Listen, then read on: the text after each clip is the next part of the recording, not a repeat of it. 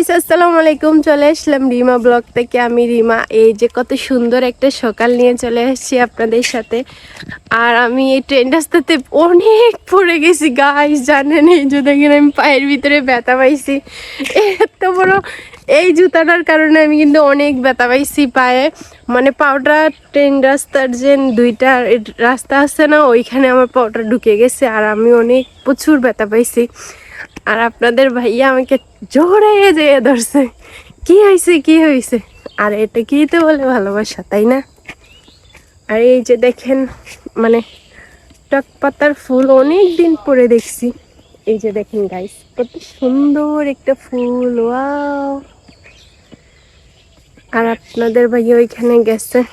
আজকে কিছু সবজি কেনার জন্য আসছি এখানে, দেখি কিনতে পারি কিনা, কারণ কিনে যায় না।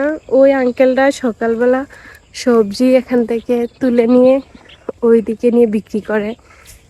আর এই যে দেখেন কত বড় একটা মাইরা শাক হইছে, মাশাল্লাহ মাশাল্লাহ, কত সুন্দর পুঁই শাক। মন চাইতেছে কাঁচা কাঁচা খেয়ে ফেলি সকালবেলা।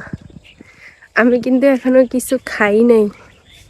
আর এই যে দেখেন কত সুন্দর সিম, এই যে দেখেন গাইস কত সুন্দর সিম, দেখছেন? দেখাই দিছে। আর এগুলা হচ্ছে টক পাতা। আমার মনে হয় যে আমি বাড়িতে চলে এসেছি, মানে আমাদের সিলেটে চলে এসেছি, গ্রামে।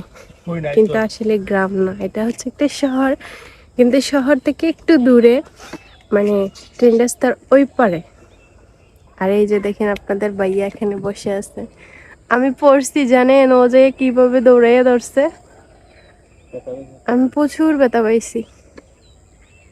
আসলে বাসা থেকে বেরোবার সময় আমার আম্মু বলছিল যে যাইও না, এখন ঠান্ডা, আর ঠান্ডার জন্য দিতেছে। দেখেন আমাকে জ্যাকেট গায়েও দিয়ে দিয়েছে, আমার বুঝি শীত লাগবে, কারণ এখন সবার কথা শুনতে হয়, কারণ একটা বাবু আসছে তার জন্য। কি করতেছে এখানে বসে? চলো, না থাকলে আর কি করবো, চলো চলে যাই। আর এই যে দেখেন এগুলো কি? ফুলকপি। ফুলকপি। এই যে দেখেন কত সুন্দর গাইস, কত সুন্দর একটা সকাল। আমি না পায়ে প্রচন্ড ব্যথা হয়েছে, প্রচুর ব্যথা পাইছি পায়ে। একটু খাই লাই। এনো তোমার খাবে? ডিকি শাক। আদা আদা আদা? কি আদা?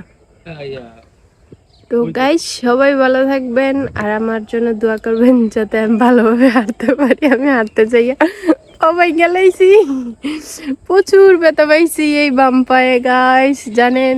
এই জুতাটার কারণে ব্যথা পাইছি। এই জামাই এই জুতাটা কিনা দিছে, এর কারণেই মনে হয় ব্যথা পাইছি। হ্যাঁ, অভিশাপ দিছ। তো সবাই ভালো থাকবেন আর আমার পেজটা ফলো করে দিবেন।